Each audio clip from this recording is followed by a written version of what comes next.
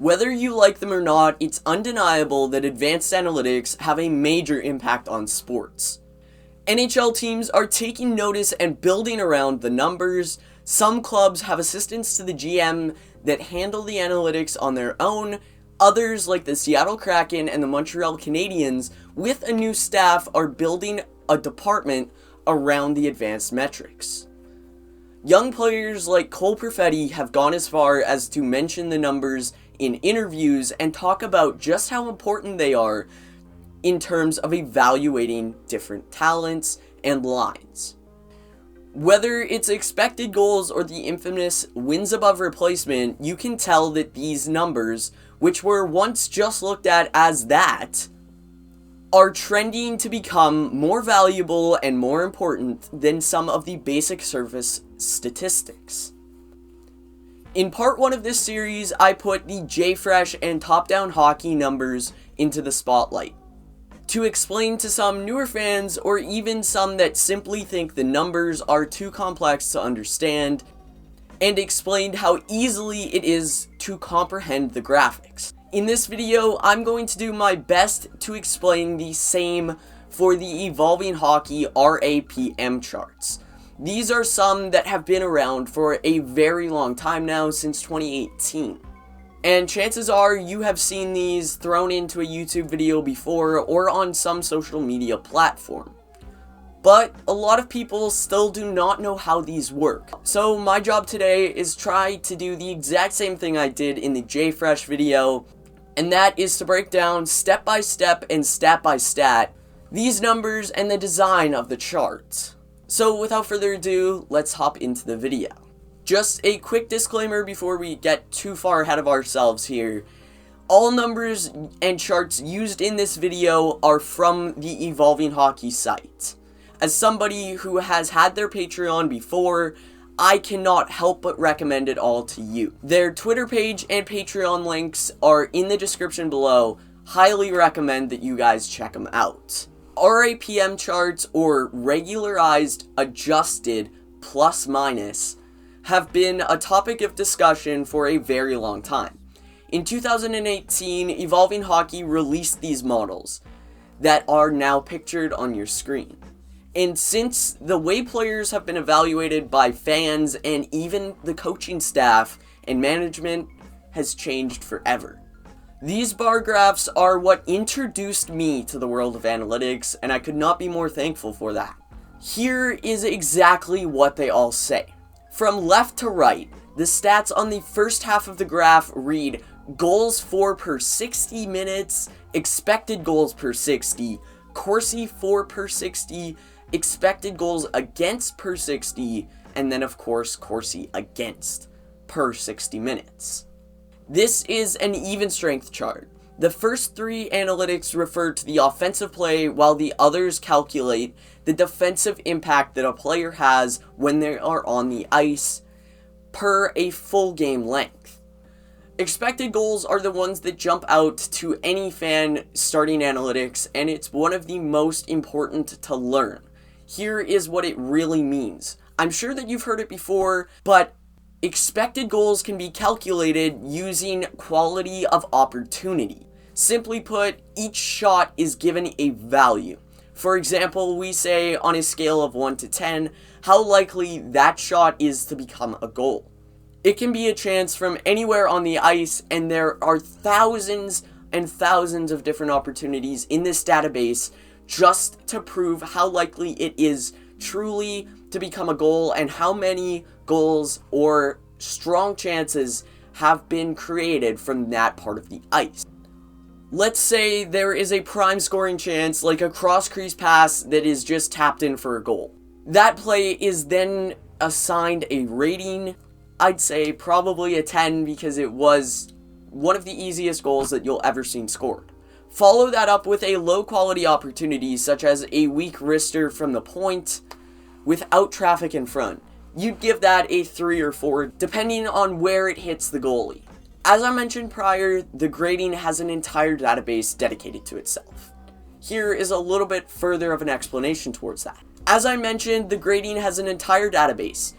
With previous goals scored from certain locations on the ice, that factor into the final scoring chance rating. Then you add the speed of the shot, the situation, and the player. And then you have all the variations that you need to calculate expected goals.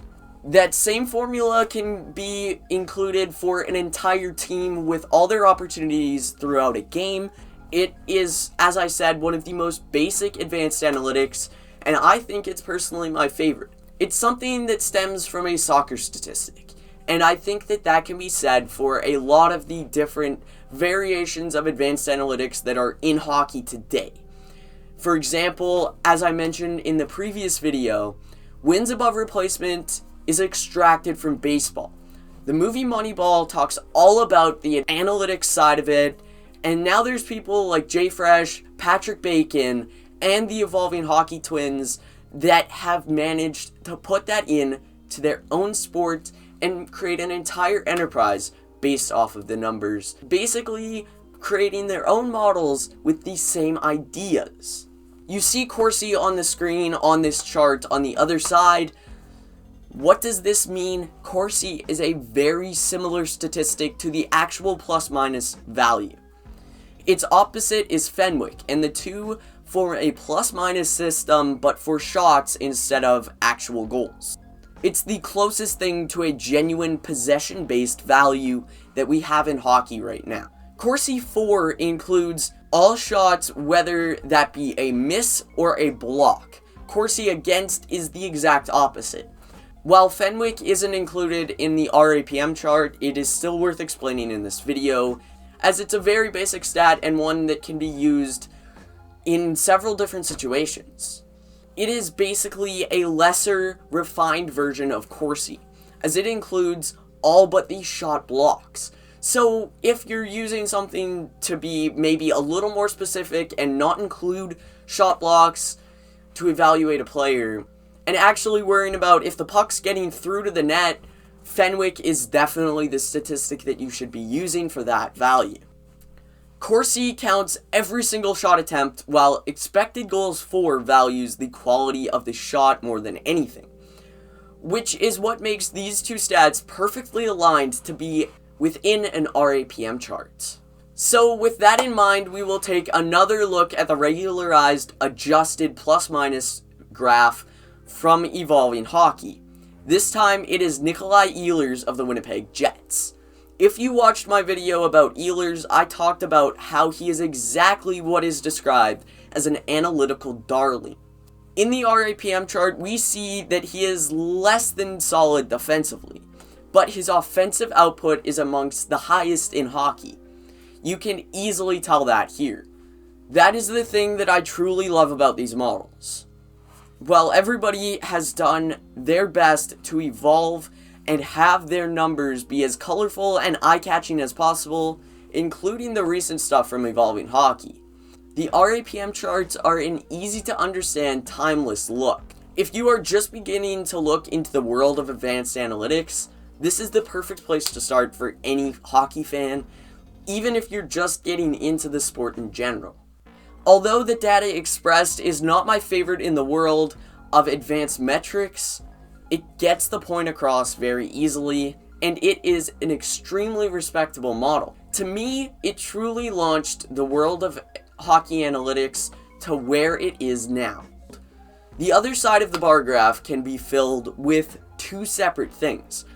Either that player's power play stats or a side-by-side comparison of two players. As you can see on your screen right now, in this one, between Matthew Tkachuk and Jason Robertson, the two were very evenly matched heading into their first round matchup of the recent Stanley Cup playoff. The thing that stands out, however, is just how good Tkachuk is defensively 5-on-5. With his expected goals against and Corsi against per 60 being almost top tier in the league. The future of hockey is advanced analytics. With all the different sources for the different models, there is a lot that I still don't even understand yet. Evolving Hockey introduced me to the advanced analytics world, and ever since, I've been hooked. I feel like understanding it bettered my attention to detail in the game. knowing the numbers and knowing what they mean are two completely different things. I'm forever grateful to my friends for explaining to me several years ago the world of analytics and getting me into it. I've wanted to make these videos for a very long time. I wanted to further my knowledge of the numbers to make sure that I can explain it to the best of my abilities and give you guys the clearest picture of the world. My goal of this video is just to help one person get into analytics. I hope that I answered all of the questions that you guys had coming into this. Thank you guys all for watching. I'll see you guys next time. Goodbye.